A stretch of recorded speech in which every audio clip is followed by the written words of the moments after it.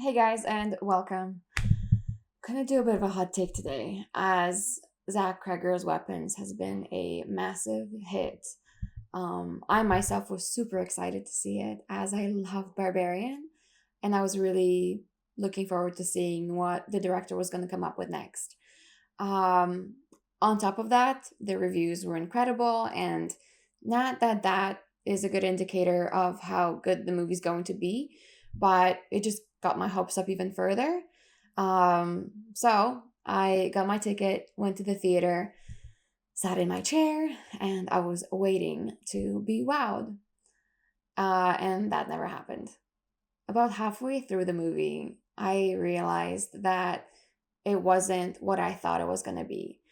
Um, my mind was drifting off. I was thinking about what my cats were up to back home, what groceries I had to get.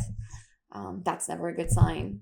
So, I am going to tell you why I thought Weapons was a big disappointment and why I'm shocked why people think it's one of the best horror movies of 2025.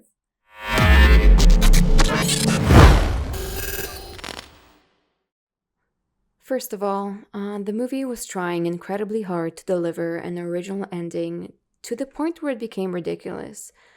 It was relatively poorly done witchcraft, with a variety of plot holes and without rhyme or reason.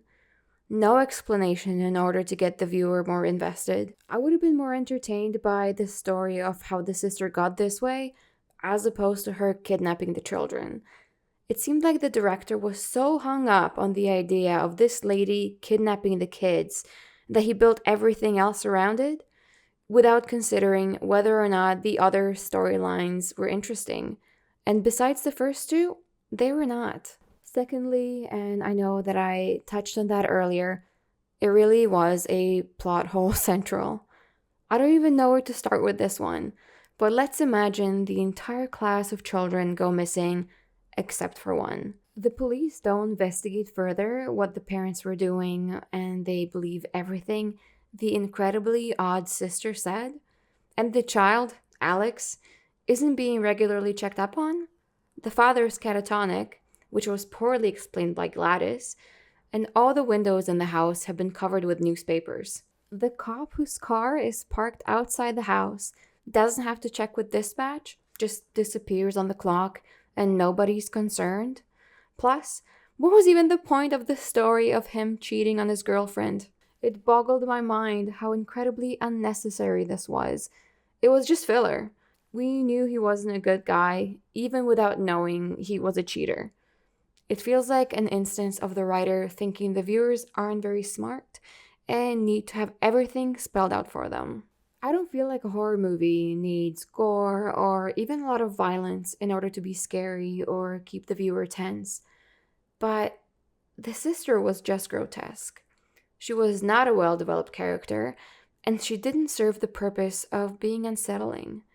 It felt like a mediocre movie that was trying to be seen as layered, thought provoking cinema. A movie that, if you didn't enjoy it, someone will certainly say to you that you must have simply not gotten it. Missed the point, missed the metaphors, didn't quite catch the complex relationships between the characters. And maybe those people are right. But I believe I can recognize when there are many attempts in order to seem like it's more of a social commentary than it was. To give something meaning, depth, without any deeper meaning.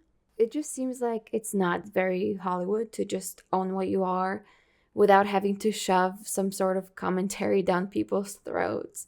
And the ending, with the missile like children chasing on Gladys and ripping her apart with her bare hands, was anticlimactic and kind of cheap, lazy. And if you tell me I didn't understand the comedic relief, maybe I didn't. Or maybe it just wasn't very well executed. I do think that maybe this would be a good watch for people who don't normally watch horror. I don't mean to sound pretentious, but about to say something pretentious. But gosh, it just seems like it's been done before so many times, and I mean, to an extent, uh, everything's been done before. But sometimes we get those movies where a concept is explored in such a novel way that is just such a treat, and it's so beautiful, and that didn't happen here. Um, Please don't eat me alive.